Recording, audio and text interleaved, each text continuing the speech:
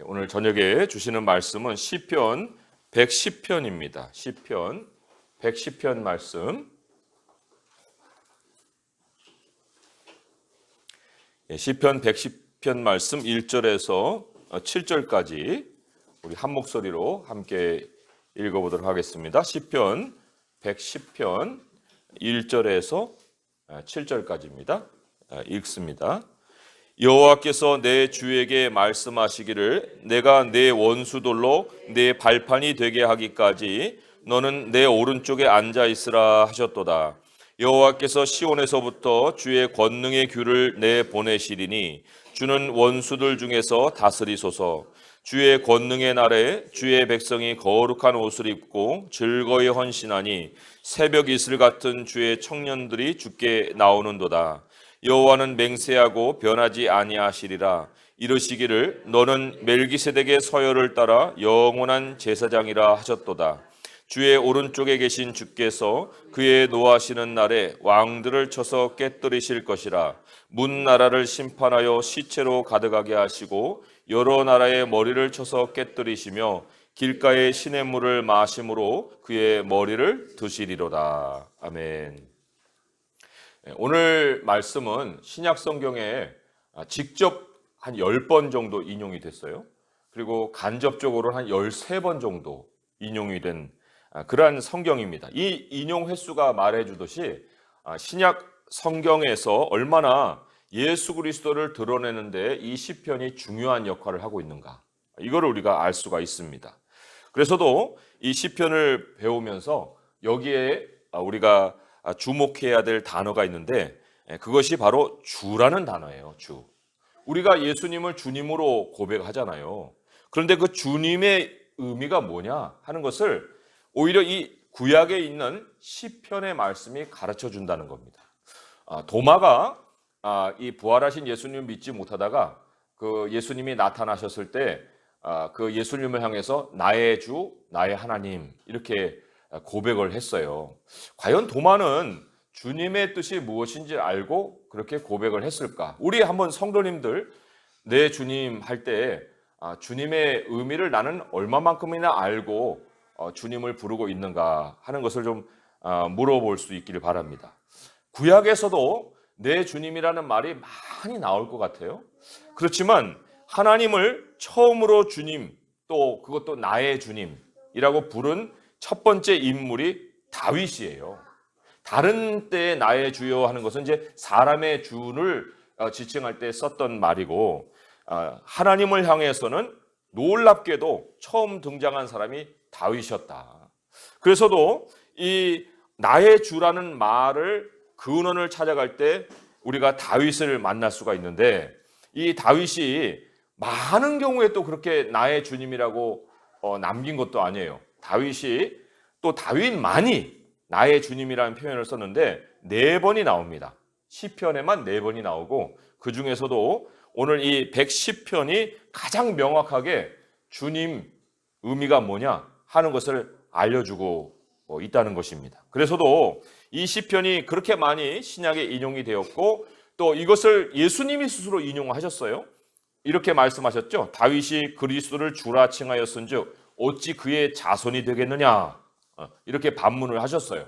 그래서도 다윗 왕의 계보에서 메시아가 올 거라 이렇게 기대했던 사람들의 그 생각 속에 다윗의 혈통으로 자손으로 오는 분이 자손으로 오는 것이 아니라 다윗보다 뛰어난 분이다 라는 것을 이 말씀을 인용해서 사람들에게 도전을 던지셨던 그런 사건도 있습니다. 아무튼 이 오늘 본문에 나오는 이 주님이라는 말의 의미를 깨달으려면요, 하나님께서 이 다윗이 지금 나의 주여라고 얘기한 그 주님을 향해서 2번이나 하신 말씀이 있는데, 그거를 주목을 해볼 필요가 있습니다.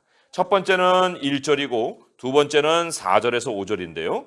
제가 읽어보겠습니다. 1절에 보니까 여호와께서 내 주에게, 다윗이 불렀던 내 주예요. 여호와께서 내 주에게 말씀하시기를 내가 너의 원수를 네 발판이 되게 하기까지 너는 내 오른쪽에 앉아 있으라 하셨도다. 이런 말씀을 한번 했습니다. 여기 분명 내 주는 바로 그 성자 하나님 예수 그리스도를 이제 나타내신 건데, 어쨌든 지금 나오기는 내 주로 나와 있어요. 그것이 첫 번째 주목해야 될 구절이고, 두 번째로는 4절에서 5절의 말씀이에요. 여호와는 맹세하고 변하지 아니하시리라 이러시기를 여기 또 한 번 말씀하십니다. 너는, 그 주를 얘기하는 거예요. 다윗이 부르는 나의 주라고 하는 너는 멜기세덱의 서열을 따라 영원한 제사장이라 하셨도다. 주의 오른쪽에 계신 주께서 그의 노하시는 날에 왕들을 쳐서 깨뜨리실 것이라. 이런 말씀이 있어요. 자, 여기에 우리가 먼저 눈에 띄는 것이 우리 주님이 계시는 위치예요. 여호와 하나님의 오른편에 앉아 계시는 분으로 소개가 되어 있습니다. 1절에서는 통치자의 모습으로 오른편에 계시고 4절에서 5절에 보면은 제사장의 어떤 모습으로 지금 오른쪽에 계세요. 그래서도 이 주님이라는 개념과 그 여호와의 오른편에 계시는 분이라는 이 개념이 서로 불가분의 관계에 있다는 것이에요. 이 오른편을 우리는 잘 알 필요가 있습니다. 자, 오른편이 어떤 의미를 가지고 있느냐? 이 1절에 보게 되면 통치자로서 오른편에 계신다 했는데 사도행전의 말씀을 한번 옮겨가 보겠습니다. 사도행전 5장 30절에서 31절에 보시면 그 첫 번째 의미로서의 통치자로서의 오른편에 계시는 분, 그런 개념을 잘 가르쳐주는 말씀이 있어요. 사도행전 5장 30절에서 31절의 말씀이에요. 신약성경 195쪽에 있어요. 사도행전 5장 30절에서 31절. 자, 같이 한번 읽어보겠습니다. 시작. 너희가 나무에 달아 죽인 예수를 우리 조상의 하나님이 살리시고 이스라엘에게 회개함과 그 죄사함을 주시려고 그를 오른손으로 높이사 임금과 구주로 삼으셨느니라. 그 오른손으로 하는 거에 각주가 붙어 있어요. 밑으로 내려가면은 또는 오른편에, 이런 의미로 또 쓰인다 이렇게 나와 있습니다. 아무튼 오른편의 확실한 설명을 사도행전이 해주고 있는데 그게 바로 임금과 구주의 자리다, 통치자의 자리다, 그렇게 알려주고 있다는 거예요. 사람들은요, 예수님을 단순히 사람으로만 여기고 나무에 달아 죽였습니다. 여기 그렇게 기록이 돼 있잖아요. 나무에 달아 죽였으나 오늘날의 사람들도 뭐 예수님 하면은 별로 그렇게 달갑게 생각지 않아요. 그분이 땅에 그냥 존재했던 역사적인 인물이다 라고 인정해 주는 것만도 굉장히 대단히 인심을 쓰는 거예요. 그거 외에 뭐 관심을 기울이지 않습니다. 하지만 중요한 것은 무엇이냐? 땅에서 사람들이 예수님을 인정하든지 인정 안 하든지 간에 하나님은 자신이 하시는 일을 행하신다는 겁니다. 그 일을 절대로 사람들이 저지시킬 수가 없어요. 심지어 사람들이 이 예수님을 나무에 달아 죽였어도 현재 지금 예수님이 어디에 계세요? 하나님 오른쪽에 계셔서 임금과 구주로 통치하고 계신다는 겁니다. 이게 굉장히 중요한 의미라는 거예요. 그냥 자리만 차지하고 계시는 분이 아닙니다. 예수님이 오른쪽에 앉아 계시면서 역사에 엄청난 변화가 일어납니다. 그 변화가 어디에 나오냐면 오늘 읽은 말씀 2절에 이런 변화가 일어나요. 여호와께서 시온에서부터 주의 권능의 규를, 여기에 주가 바로 그 다윗이 불렀던 예수 그리스도 주를 얘기해요. 주의 권능의 규를 내보내시리니, 규가 그냥 오른쪽에 위치에 있는 것만 아니라 규가 내보내져서 이제 세상을 달려다니는 이러한 역사의 변화가 일어난다는 것을 선포하고 있습니다. 예수 그리스도의 주되심이 세상으로 퍼져나간다는 거예요. 우리는 그것을 2000년간의 역사를 통해서 입증을 한 것을 목격했습니다. 교회사가 그거예요. 2000년간. 다윗이 또한 눈을 들어서 이 하늘의 현실을 보고 앞으로 무슨 일이 벌어질지를 또 먼저 보고 경험한 것을 또 여기서 기록을 하고 있습니다. 사도행전 2장 34절 35절에는 이렇게 기록을 했어요. 제가 읽어드릴게요. 다윗은 하늘에 올라가지 못하였으나 친히 말하여 이르되 주께서 내 주에게 말씀하시기를 내가 내 원수를 내 발등상이 되게 하기까지 너는 내 우편에 앉아있으라 하셨도다. 하늘에 올라가지는 않았어요. 올라가서 주님을 본 건 아니에요. 그렇지만 우리 하나님이 다윗에게 하늘의 현실을 열어 보여주셔서 주님이 모든 원수들 굴복시키는 역사가 앞으로 펼쳐질 것이다, 그렇게 알려주셨다는 거예요. 다윗에게는. 그리고 우리는 그것을 지난 수천 년의 역사를 통해서 목격을 해 온 것이고, 그래서 그 일이 현실이 됐고 우리가 지금 예수님을 나의 주님으로 고백을 하고 있어요. 이게 어떻게 일어나는 일이에요? 이게 이 다윗이 이 말을 할 때만 해도 사람들이 콧방구도 안 낄 얘기예요. 그런데 그 이스라엘 땅에 다윗이 얘기하는 것이 세월이 흘러 오늘날에 이르러서 우리가 주님을 주님이라 고백하고 이런 이적이 일어난 거 아니에요. 우리가 예수님을 나의 주님으로 고백하는 것은 하나님의 권능, 특별히 주님의 권능에 나를 드리는 건데, 어떻게 하는 것이 나를 그 권능에 드리는 것일까? 우리가 예수님을 어떻게 만났는가 하는 것에 대한 기억은 사실은 굉장히 확실한 사건은 우리에게 벌어졌지만 설명하라면 참 하지 못하는 것처럼, 예수님의 권능에 나를 어떻게 맡기느냐 하는 것, 뭐 내가 예수님의 사람이 된 것 사실 자체가 권능이 역사한 것임에도 불구하고 나를 어떻게 드려야 하나님의 권능에, 주님의 권능에 드리는 것일까 하는 것에 조금은 우리가 정리가 안 된 생각들이 있을 수가 있어요. 권능, 능력 하니까 세상은 그냥 시끄럽고 요란한 것에 능력이 있는 것처럼 생각하기 때문에 우리도, 하나님도 그러실 것 같아 갖고 능력이 뭐 있다 하는 그런 거에 막 귀를 기울이고 눈을 주목하고, 그리고는 때로는 그 대열에 나도 끼어가지고 뭐 능력 한번 바라보고 싶은 그러한 어떤 욕망 속에 권능을 경험하고자 하는 그런 생각들을 가질 때가 있거든요. 그렇지만 우리 주님의 권능은 그런 식으로 나타나는 것이 아니에요. 오늘 하나님이 이 오늘의 역사는 권능의 날에 이루어 가시는 역사를 우리에게 기록을 해주고 있습니다. 하나님은 늘 권능의 날에만 역사하시는 분은 아니에요. 일상을 이끌어 가시는 분이지만, 그러나 권능을 나타낼 때는 확실하게 그 권능을 나타내시는, 행사하시는 하나님이시기 때문에 권능의 날이라는 것이 또 우리에게 주어지는 건데, 그 권능의 날에 주님의 주되심을 맛보는 방식이 3절의 말씀이에요. 우리 3절의 말씀을 함께 읽어보도록 하겠습니다. 시작. 주의 권능의 날에 주의 백성이 거룩한 옷을 입고 즐거이 헌신하니 새벽 이슬 같은 주의 청년들이 주께 나오는도다. 여기에 핵심은 거룩입니다. 거룩한 옷 이렇게 나와 있는데, 거룩이라는 단어가 가장 핵심이에요. 권능을 경험할 수 있는 핵심에 거룩함이 있다. 이 3절의 말씀을 우리가 묵상하다 보면 좀 어떤 의미일까 하고 고개를 갸우뚱하게 되기도 합니다. 그런데 이 3절의 말씀이 역사의 현실 속에 펼쳐진 실사례가 있어요. 그래서 그 사례를 보면은 이 말씀을 더 깊고 또 정확하게 깨달을 수가 있습니다. 우리 역대하 말씀을 한번 옮겨가 볼게요. 역대하 20장 말씀이에요. 긴 말씀이 아니고요. 역대하 20장 20절에서 23절까지 말씀인데, 여기에 사건을 통해서 이 말씀을 풀어주고 있습니다. 역대하 20장 20절에서 23절까지예요. 역대하 20장 681쪽에 있어요. 681쪽 역대하 20장 20절에서 23절 읽어보겠습니다. 시작.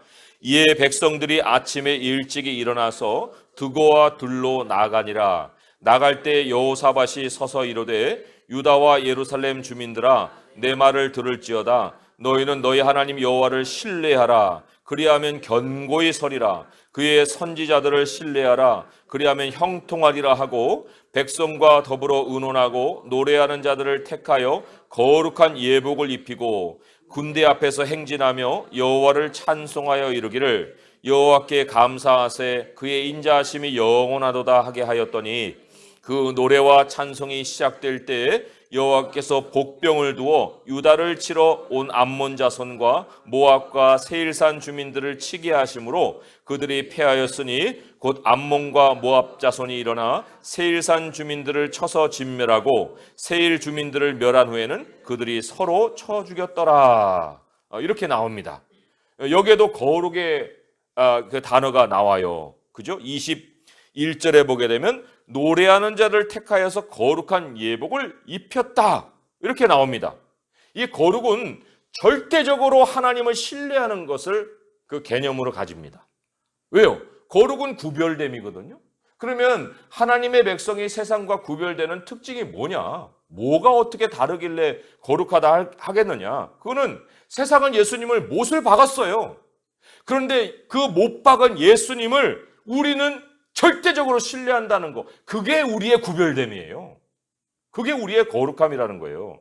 거룩한 예복을 입은 자들이 군대보다 앞서 행진합니다. 21절에 거룩한 예복을 입고 군대 앞에서 행진하여 찬송을 하고 하나님의 인자하심을 노래하고 있는 이런 일이 벌어집니다. 그리고 정작 전쟁은 누가 벌여요? 이 이스라엘 백성들이 벌일 것 같은데 22절에 보니까 여호와께서 복병을 두어서 유다를 치러 온 암몬 또 모압 세일산 주민을 치게 했다. 굉장히 은밀하게 숨겨져 있었지만 갑작스럽게 나타나서 이 모든 상황을 반전시키는 그 일이 누구로부터 일어났느냐? 하나님으로부터 일어났다는 거예요. 여호와께서 복병을 준비시켜서 적진을 분열시키고 사람이 손에 무기를 들고 있으면 뭐예요? 마음에 공포를 심어버리면 그 심리전으로 다 무너져 내려버리는 거예요. 사람의 마음을 주관하시는 분은 오직 하나님 한 분이시거든요. 그래서도 잠언 21장 30, 31절에 이렇게 나왔습니다. 지혜로도 못하고 명철로도 못하고 모략으로도 여호와를 당하지 못하느니라. 싸울 날을 위하여 마병을 예비하거니와 이김은 여호와께 있느니라. 하나님의 승리 방식을 누구도 흉내를 못 낸다는 거예요. 그 오늘 본문의 3절에 보게 되면 새벽 이슬 같은 청년들이 소개가 되어 있어요. 이 새벽 이슬 같은 청년이 누구냐? 바로 이들이 하나님이 준비해 놓으신 복병이라는 거예요. 새벽에 사람들이 자는 시간에 이슬은 갑자기 내립니다. 그리고 편만하게 내려요. 내릴 뿐만 아니라 또 동튼 후에는 승적도 없이 사라져요. 그게 이슬의 속성입니다. 하나님이 하나님의 권능을 행할 일꾼들, 그것도 가장 신선한 힘을 가지고 있는 이 청년들, 그 청년들을 하나님이 새벽 이슬같이 일으킵니다. 복병으로 사용하십니다. 그런데 사용하시다가 다시 사라지게 하시는 거예요. 그리고는 또다시 오직 하나님의 권능만을 의지하게 만드시는 거. 이게 바로 하나님이 그 권능을 행하시는 방식이고 그런 방식으로 우리가 하나님의 능력을 체험케 한다는 것입니다. 주의 백성에게 요구되는 것이 뭐겠어요? 그러면 오직 하나예요. 딱 하나. 철저히 하나님의 편에 서라. 거룩한 옷을 입고 즐거이 헌신하라는 겁니다. 군대보다도 하나님을 의지하라는 거예요. 마지못해서 하나님을 따르는 게 아니고 즐거이 헌신하여 하나님을 따르라. 온 마음을 하나님께 드리라는 거예요. 이게 바로 그리스도 예수 그리스도가 나의 주님이라 하는 고백의 내용입니다. 그러한 것을 가지고 우리가 예수님을 나의 주님이라고 고백을 하고 해야 된다는 것입니다. 그런데 이 하나님 오른편에 계시는 그 주님이 그냥 통치자로서만 모습을 드러내는 것이 아니었죠. 4절에 보게 되면 그분은 바로 영원한 제사장으로도 소개가 돼 있어요. 도대체 제사장의 대표적인 사역이 뭐길래 주님의 모습에 제사장을 연결시켰을까?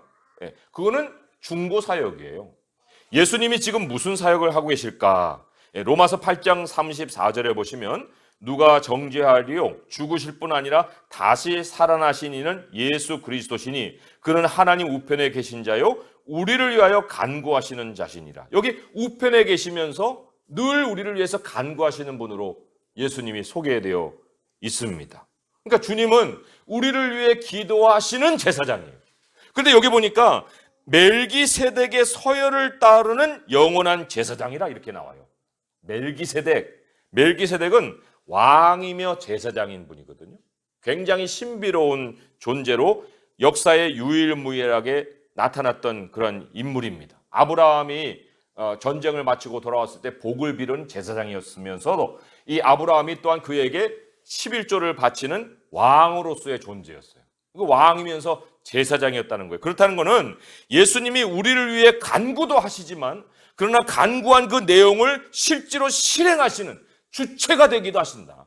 심판자가 되어서 그것을 실행해 주시는 분이기도 하다. 그게 바로 5절에서 7절에 말씀이 우리에게 전하는 메시지입니다. 주의 오른쪽에 계신 주께서 우리를 위해서 간구도 하시지만 그의 노하시는 날에 왕들을 쳐서 깨뜨리실 것이라 문나라를 심판하여 시체로 가득하게 하시고 여러 나라의 머리를 쳐서 깨뜨리시며 길가에 시냇 물을 마심으로 그의 머리를 드시리로다. 예. 사람들이 나무에 매달았던 그 예수 그리스도예요. 나무에 매달았어요. 오늘날에도 멸시하는 그 예수님이 역사의 주도적인 실행자가 되시는 거예요. 마지막에 홀로 머리를 드시는 분이 바로 우리 주 예수 그리스도라는 거예요. 아무도 머리를 들을 수 없는 상황에서 여러 나라의 머리를 쳐서 다 깨뜨리시고 마지막에 머리 드시는 분이 누구냐? 그 승리자가 예수 그리스도다. 그래서 우리 그리스도인들의 특별함은 어디서 나오는 것이냐? 우리의 특별함은 세상이 눈길도 주지 않는 그 예수 그리스도, 그 예수 그리스도를 우리는 유일하게 의지하는 대상으로 삼아요. 그렇게 삼음으로써 새벽 이슬같이 복병을 통해서 권능을 실행하시는 주님으로 말미암아서 세상이 이해할 수 없는 인생 승리를 경험한다는 것, 그게 그리스도인들의 독특함이에요. 우리가 만들어내는 수단으로 인생 승리를 경험하며 사는 것이 아니라는 것입니다. 예수님을 우리의 주님으로 고백한다는 거, 그거는 모든 권능도 하나님께 드릴 뿐만 아니라 인생의 실행 주권도 하나님께 드려서 우리는 오직 주님께서 기뻐하시는 그 일이 무엇인지 그거를 분별하는 것, 그리고 우리가 산 제사로 우리 하나님 앞에 나 자신을 드리는 것, 그래서 우리 하나님께서 매 순간 하나님 편에 살아가는 우리를 위해서 일하게 하시는 것, 그게 바로 우리가 주님을 주님으로, 나의 주님으로 고백하는 내용이라는 거예요. 결론적으로 하나님은 그러한 사람을 찾고 계십니다. 찾고 계시는데 과연 우리는 내가 고백하는 만큼의 모습을 우리 주님 앞에 드리고 있는가?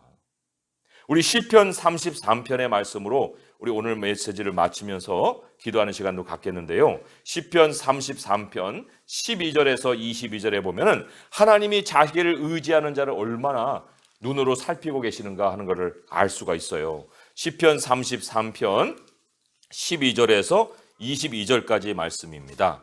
시편 33편 12절에서 마지막 절까지 읽어보겠습니다. 시작. 여호와를 자기 하나님으로 삼은 나라 곧 하나님의 기업으로 선택된 백성은 복이 있도다. 여호와께서 하늘에서 굽어보사 모든 인생을 살피시며 곧 그가 거하시는 곳에서 세상의 모든 거민들을 굽어 살피시는도다. 그는 그들 모두의 마음을 지으시며 그들이 하는 일을 굽어 살피시는 이로다. 많은 군대로 구원 얻은 왕이 없으며 용사가 힘이 세워도 스스로 구원하지 못하는도다. 구원하는 데에 군마는 헛되며 군대가 많다 하여도 능히 구하지 못하는도다. 여호와는 그를 경외하는 자 곧 그의 인자하심을 바라는 자를 살피사 그들의 영혼을 사망에서 건지시며 그들이 굶주릴 때에 그들을 살리시는도다. 우리 영혼이 여호와를 바라며 그는 우리의 도움과 방패시로다. 우리 마음이 그를 즐거워하며 우리가 그의 성호를 의지하였기 때문이로다. 여호와여, 우리가 주께 바라는 대로 주의 인자하심을 우리에게 베푸소서. 아멘. 인생이 가용할 수 있는 그러한 모든 수단과 방법으로 생존하고 이기는 것이 아닙니다. 세상 눈에는요, 하늘의 하나님은 미동도 없는 것 같아 보여요. 그런데 그 미동도 없는 것 같이 보이는 하늘의 하나님이 인생을 움직이시는 힘이라는 거예요. 우리가 살아가는 권능의 근원이 바로 그 하나님이시라는 것입니다. 하나님이 새벽실 같은 복병과 같은 주의 청년들을 우리 주변에 일으키실 수 있는 권능의 하나님이십니다. 오직 우리 예수 그리스도 그 한 분을 나의 주님으로 고백하시고 오직 그분께 철저히 맡기고 의지하고 모든 상황을 우리 하나님이 이끌어 가실 수 있도록 우리 하나님을 앞세우고 우리는 오직 거룩한 옷을 입고 뭐라고 했어요? 즐겁게 주님을 헌신하고 오직 하나님만을 의지하면서 주님이 이끄시는 기적의 역사를 체험하고 주님과 함께 승리를 맛보는 성도님 될 수 있기를 주님의 이름으로 축원드립니다. 기도하겠습니다. 하나님 아버지, 우리의 주님이십니다. 나의 주님이시고 나의 하나님이십니다. 하나님은 하늘에 계시고 우리는 땅에 있고, 사람들은 그렇기 때문에 보이지 않는 하나님을 멸시하고 또 하나님께 도움을 구하기보다 눈에 보이는 것들을 손에 먼저 잡고 그것을 통해서 생존하려고 몸부림을 치고 있습니다. 그러나 하나님, 우리 주님은 지켜보시다가 주님을 온전히 경외하고 하나님의 인자하심을 의뢰하는 자를 향해서 아버지 하나님의 권능의 귤을 내보내시고 우리 주님이 움직이시며 새벽 이슬 같은 주의 청년들을 보내사 우리의 삶을 온전히 회복해 주시는 분이심을 믿습니다. 아버지, 그러하오나 그러한 새벽이 있을지라도 오직 주님을 의지하게 하시고자 또 우리의 눈에서 사라지게도 하시는 하나님이시온데, 아버지 하나님, 그러나 주님의 권능은 끊이지 아니하고 오직 우리의 하나님의 백성을 위해서 역사하고 계심을 믿습니다. 오늘 이 자리에 나와 오직 우리 주님을 우리의 주님으로 고백하며 오직 하나님 한 분을 주목하여 기도할 수 있게 하여 주시옵소서. 어떠한 상황에 처해 있을지라도 우리가 움직이는 것이 아니라 하나님이 움직이시고 주님이 역사의 주인인 것을 우리가 고백하오니 아버지께 기도함으로 주님께 나아감으로 우리의 삶에 회복이 있을 것을 믿고 기도할 수 있는 시간이 되게 하여 주시옵소서. 예수님의 이름으로 감사하며 기도합니다. 아멘.